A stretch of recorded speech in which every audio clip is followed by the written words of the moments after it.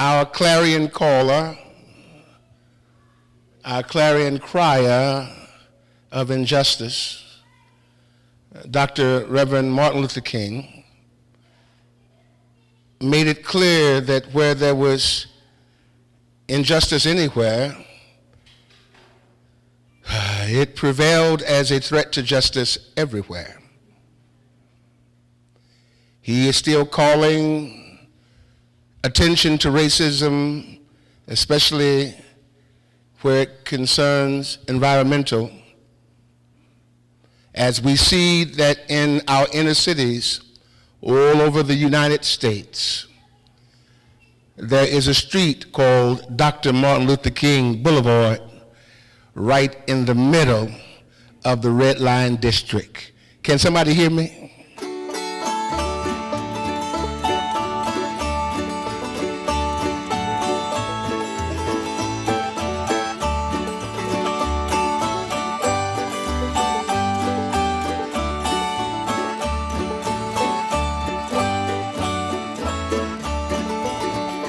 Jesus way, oh, the Jesus way is the way of peace. Is the way of peace. Oh, the Jesus way, oh, the Jesus way is the way of peace. Is the way of peace. Oh, the Jesus way is the way of peace. When He is King, all wars will cease.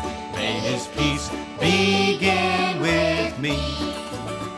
Just a year before his assassination in May 1967, Dr. Martin Luther King Jr. said, "I think it is necessary for us to realize that we have moved from the era of civil rights to the era of human rights.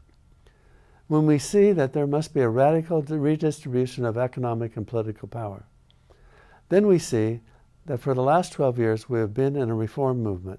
In short, we have moved into an era where we are called to raise certain basic questions about the whole society." Hello, I'm Brent Carlson. Welcome to Brethren Voices.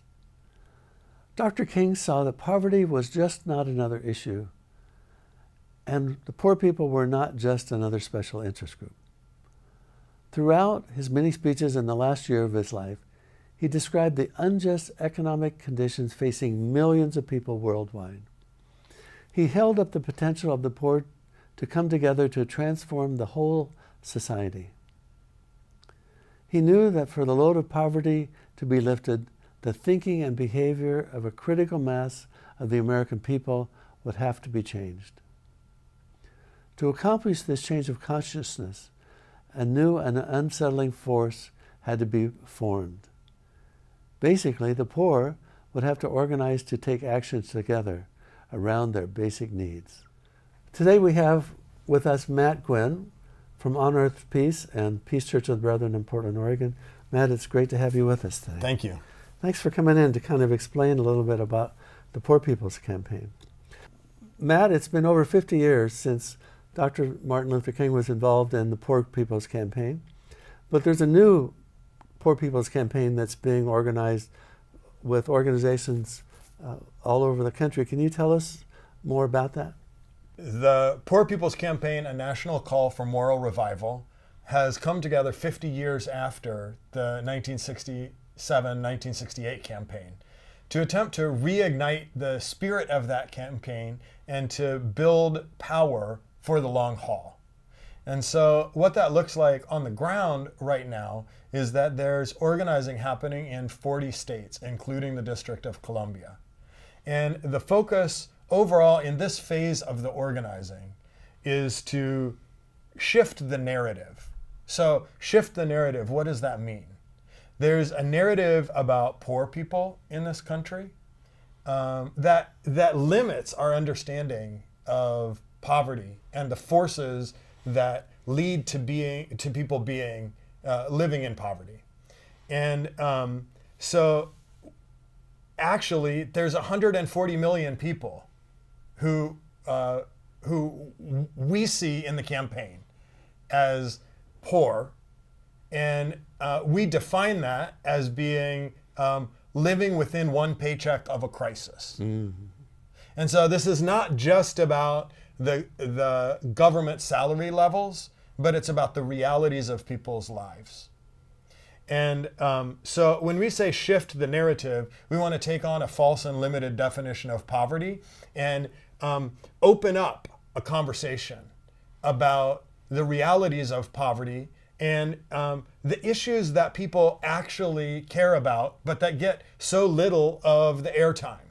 So when you think about what's on the news every night, and when you think about what people are actually concerned about, like, for example, the lack of health care, or the fact that 13 million Americans have to pay for access to clean water, or trying to get a living wage, and how many people are underemployed or work hard, work full time, but don't make money to care for their families, or access to voting rights and the purging of voter rolls. These are things that matter to people, but are often not at the center of the conversation. And so when we say shift the narrative, and the Poor People's Campaign is building power to shift the narrative, it's about bringing these conversations to the center and bringing the voices of poor and impacted people to the center of any conversation, so that we can't make legislative or economic decisions in a community, in a state, in the country, without considering the impact on those who are impoverished or black or brown. That's a great overview. Aren't there a lot of different organizations that are endorsing this campaign? Yeah, by my count, looking at the website today at least, there's more than 90 organizations that include a range of different faith backgrounds, Muslim, Jewish, Christian, that include labor unions and seminaries and church denominations, And fraternities, environmental groups. So seeking to build the kind of cross-cutting movement and power that was what Dr. King and those organizing with him, like Bernard Lafayette Jr., were doing in 1967 and 1968, where they said, we've been organizing now over these 12 years since the Montgomery bus boycott and taking on increasingly visionary goals. And they were at the point in organizing the Poor People's Campaign where they were talking about things like a guaranteed basic income. And they were bringing together the kind of unprecedented collaboration from Appalachian coal miners to African Americans from the South to Hispanic and Latino and farm worker communities, and more and more and more welfare rights organizers into a new kind of power base, because they were taking it to the next level. And so at this point, the Poor People's Campaign, a national call for moral revival, is seeking to do that, to reignite that spirit 50 years later. And it's work for a long haul. It's not as simple as one single campaign. If you look at the Poor People's Campaign website, you can find the set of demands, a moral agenda from the Poor People's Campaign that breaks down specific policy demands under systemic poverty, systemic racism, ecological devastation, the war economy, and shifting the moral narrative. And it's an attempt to awaken people's imagination and to open up the possibility of building power that can create a shift. What kind of events are being planned in the future? Well, during this phase of the organizing, there are bus media tours that are happening that the national organization is inviting states to plan, which are bringing journalists on a journey through their own state through the lens of the Poor People's Campaign, to see what's really happening on the ground with people who are impacted by poverty and racism and ecological devastation and the militarization of society. So those are happening around the country. there are also poor people's hearings, which are being organized in many, if not most, of the 40 states that are involved with the campaign. And poor people's hearings are an opportunity for people to share their stories in a public format, and local electeds are invited to come and hear but not take the platform. So this is part of shifting the narrative that we're talking about. On the national scene, anything else that's planned for the future? In June 2019, it will be a major national gathering in Washington, D.C. And in June 2020, organizing is happening for a larger national gathering that is intended strategically to put the agenda of the Poor People's Campaign on the national radar just before the presidential conventions. So those are the larger national gatherings that are happening in the next 18 months. And I'm really intrigued by how we can help other people, particularly those who are falling off the grid and needing a lot of help. It's pretty scary how many people are actually homeless, working poor, and can't afford a place to live.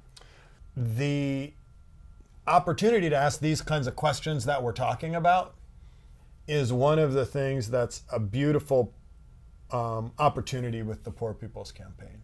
One of the things that I hope people will understand is that so many people are living one paycheck from poverty, one paycheck from homelessness. And I think with the government shutdown, we had people who have good jobs. That's right. Suddenly, they don't know how they're going to pay their rent. Right. And I'm reminded that Benjamin Franklin in 1776, we must all hang together or most assuredly we'll hang separately. And I think this is kind of what we're talking about, because That's right. we have to be together, or just one at a time we're going to fall off the boat and struggle to find how to deal with life without a place to live and without a job.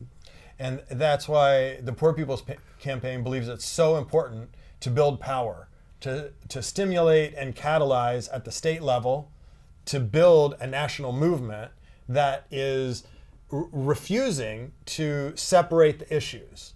And so we say not that you shouldn't work on racism alone in a particular campaign, but that you can't work on racism without looking at the dimensions of systemic poverty that connect to it, or how ecological issues connect, or how war and the militarization of society connect.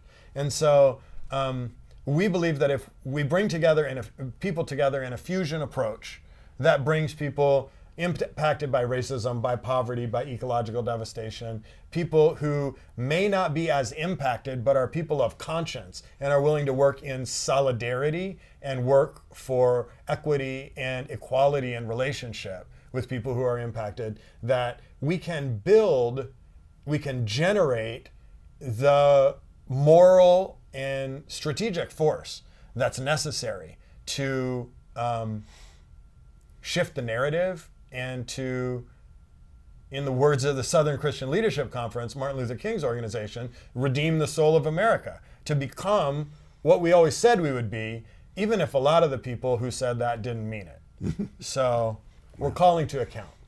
Matt, I'm so grateful that you spent some time with us, and I thank you for being with us on Brethren Voices. Thank you. And now, here's a special message.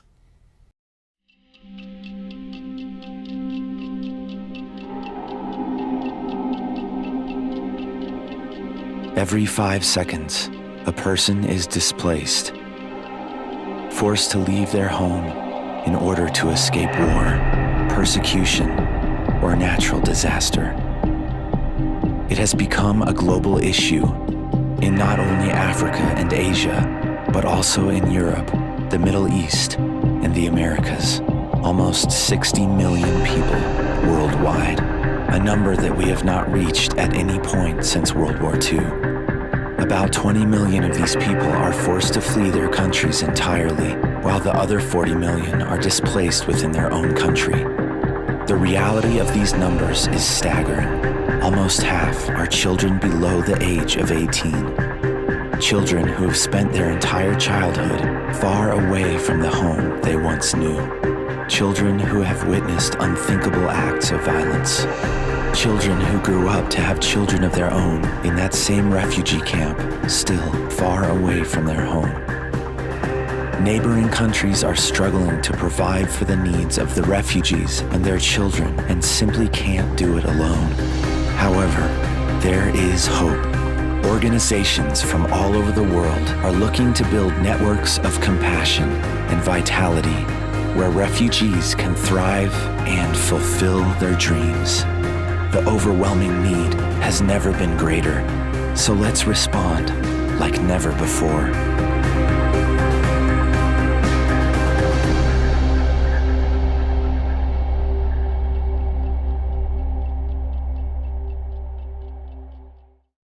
The Poor People's Campaign indicates that housing and education costs have dramatically increased over the last 30 years.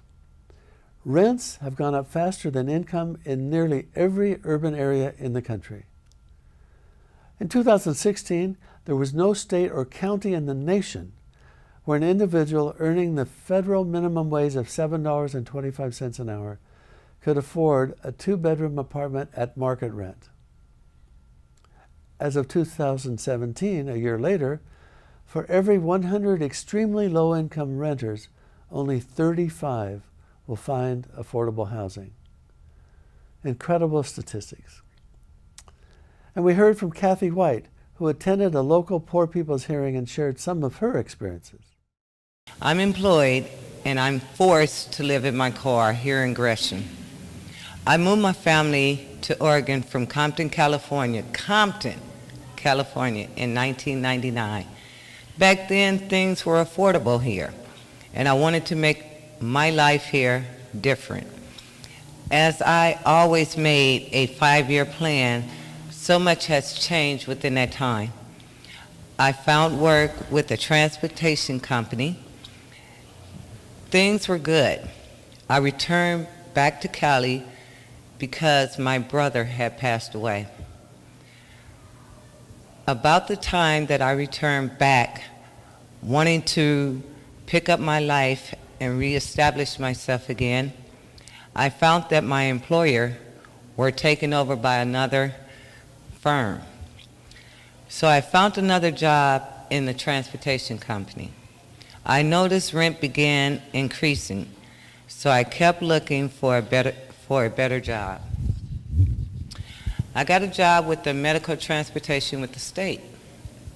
Things got a little bumpy with that job and with the job that I worked at and my apartment complex when I moved to Happy Valley. While the issues with work got taken care of, the hostility at my house were just too much, and I eventually found myself homeless in 2016. I kept going and reestablished myself and found housing again in 2017.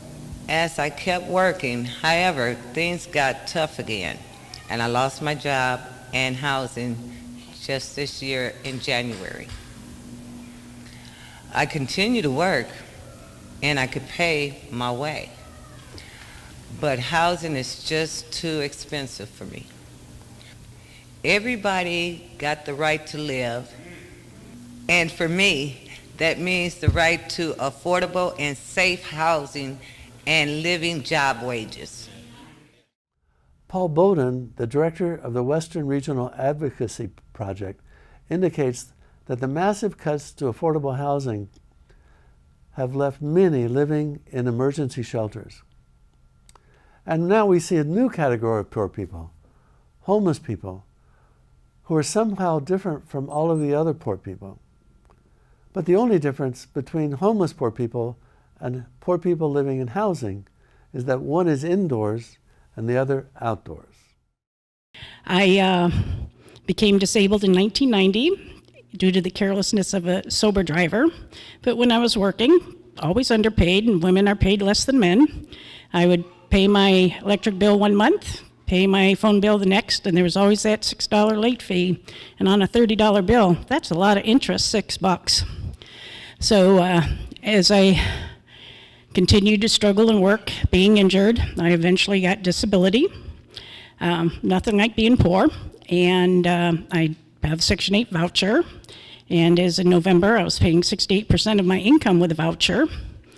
And but I've learned a few little tricks of the trade, and I won't even call them tricks. I know some of my neighbors have had TANF, and priorities are like paying $100 a month for a cable bill. Well, I think that's ludicrous. I found for like $10 internet, you can get a little Roku device for $35, plug it into your TV, and you have to have internet, and you can watch a lot more shows than the 10 little channels that you get for free in the city of Portland. And now that the radio waves have changed, you really don't get many of those channels, clearly. I also have a Magic Jack, and my landline is $14 a month. I did drop my Obama phone enough times where it didn't work, and the first Trump phone I got didn't work. The second one lasted 5 weeks. I have no cell phone, and I will say I don't know how to text because I'm a dinosaur. But I grew up, my mother had mental health issues, and we struggled. There was some poverty. My father got laid off. I can remember going without dinner a few times. As I got older, you know, I did work. My sisters worked. My brother worked. They were doing okay, but, you know, in the 80s, the economy crashed. And, you know, it was a struggle, but as a renter, it's hard to save when you barely make minimum wage, and when your rent keeps going up. My rent's gone up 12% this year so far. Last year, it was let's see, 3 months, a 6-month rent hike. Then I've had 2 more this year, and it's a struggle. I live in senior building. Last year I had 15 of my neighbors pass. What I found out, when a senior tells you that they don't have a doctor, that means they're no longer paying for Medicaid, which in the state of Oregon, it's $235 off the top of your check. So if you're making $1,500 and you pay Medicaid, you're left with $25 for food. So what do you cut out? The Medicaid. You pay to see a doctor once a year. You can get your insulin in test strips for $70 a month, and you're playing Russian roulette with your life. Since the Vietnam War, the United States has waged an ongoing war in many countries around the world against diffuse enemies, siphoning off massive resources away from social needs. The United States military involvement is happening in over 200 countries. And the current annual military budget is an amazing, whopping $668 billion, and dwarfs the $190 billion allocated for education, jobs, housing, and other basic services and our infrastructure around this country. Out of every federal dollar, 53 cents goes towards the military, and just 15 cents goes to anti-poverty programs to help people. Emily Rice, who attended the Poor People's Campaign, shared about the military involvement in the Philippines and how it affected her and her country. I was born in the Philippines, and I'm from an indigenous community in northern Luzon, which is the northernmost island of the Philippines. My parents moved to Oregon when I was less than a year old. They were seeking economic opportunity and freedom that they didn't have under the martial law declared by dictator President Ferdinand Marcos. In case you're unfamiliar with Marcos, he was a fascist dictator in the Philippines for over a decade in the 1970s and 80s, and he was responsible for extrajudicial killings and disappearances of several thousand Filipinos. Marcos was brutal to indigenous peoples in the Philippines as well. He tried to remove us from our ancestral land so that he could get even more wealthy, cutting down our forests and extracting the minerals and natural resources that lay beneath the surface. So what's the connection between Marcos and U.S. militarism, you might ask? Well, Marcos was backed by the U.S. because he would ensure, as long as he would ensure U.S. military interests were met in Asia.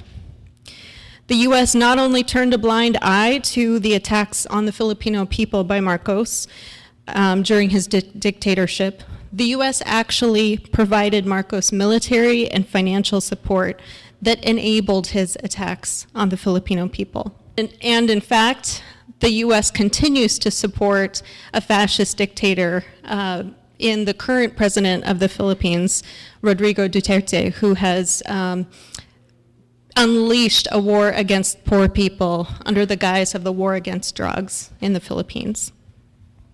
Compared to nations around the world, the U.S. spends more on its military budget than the next 7 spenders combined. That's China, Saudi Arabia, Russia, UK, India, France, Japan, all of them combined. But I want to leave you with the fact that people's resistance worldwide is giving me hope.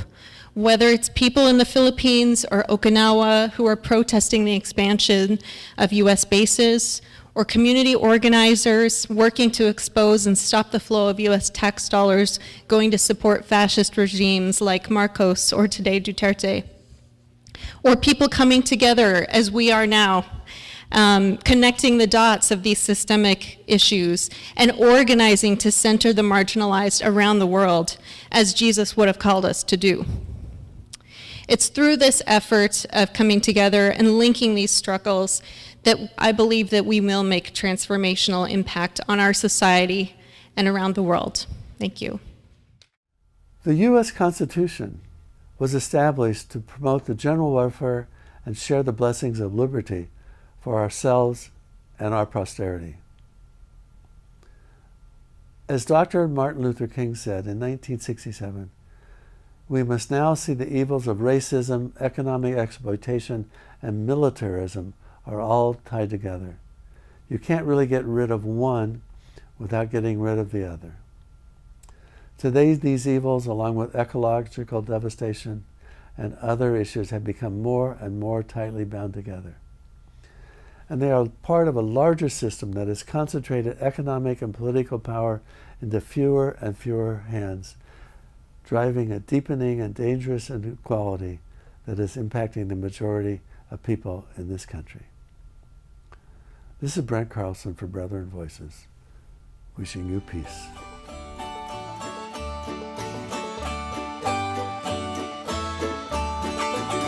All those who tread the path he trod, all those who tread the path he trod, all those who tread the path he trod shall be called the friends of God.